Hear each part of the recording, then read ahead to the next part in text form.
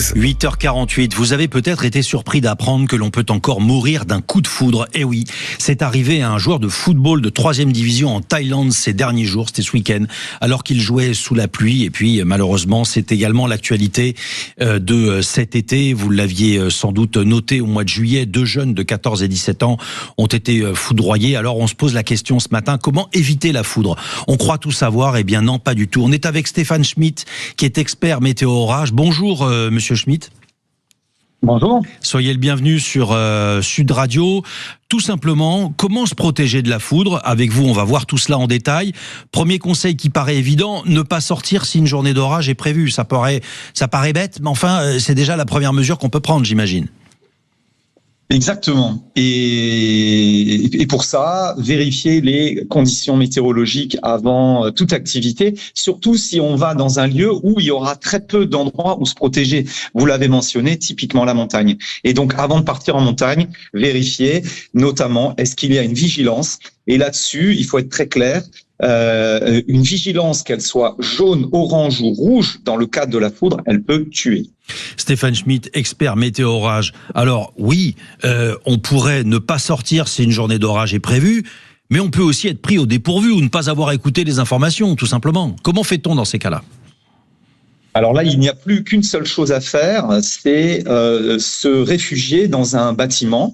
Dès qu'on peut voir un éclair, ou surtout si on entend gronder le tonnerre, la première chose à faire, c'est de rentrer dans un bâtiment en dur, en béton, en ciment, en briques. Et si on n'en a pas, une voiture.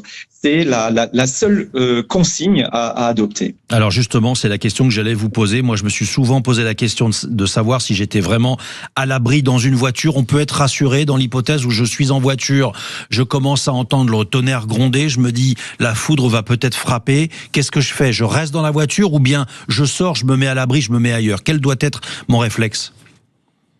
Alors, j'aurais tendance à dire rester dans la voiture. Moi, j'ai fait une étude d'accidentologie et j'ai notamment, je me souviens d'un cas d'une femme qui était entre le magasin et le parking, oui. Et qui, en sortant de faire ses courses, et qui a fait le choix de sortir et d'aller dans le magasin alors qu'elle était dans la voiture. Et voilà. Alors c'est improbable, certes, en tout cas en termes de probabilité. Et elle avait été frappée. Ouais. Donc voilà. Donc notamment si vous pouvez entendre gronder le tonnerre, ça veut dire qu'il est vraiment très proche. D'accord. Et donc dans ces cas-là, effectivement, je reste à l'abri dans mon véhicule. Et si, à l'inverse, je suis en montagne et qu'il n'y a pas d'abri, alors là, il y a la question des arbres. On sait jamais, on sait jamais quoi faire. Est-ce qu'il faut se mettre sous un arbre ou surtout pas ?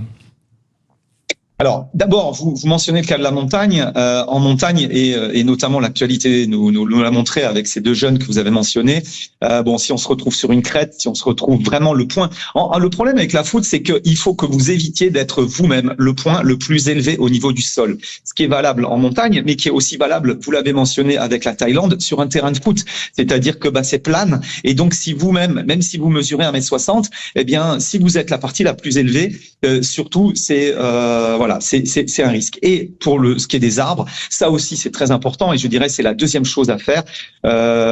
Donc la première, je vous disais, c'est se mettre dans un abri en dur. Le deuxième, c'est ne choisissez pas des mauvais abris. Voilà. Et les arbres, là aussi, que nous raconte l'accidentologie humaine, eh bien que 1/3 des accidents surviennent parce que les personnes se sont réfugiées sous un arbre ou un abri de fortune, une cabane en bois, en hangar, en tôle, qui eux-mêmes étaient les parties les plus élevées au niveau du sol. Oui, d'accord. Donc effectivement, on ressent bien à travers ce que vous nous dites qu'en montagne, les solutions, il y a peu de solutions finalement, parce que je peux pas me mettre sous un arbre. S'il y a des petites cabanes ou des abris de fortune, je suis à risque.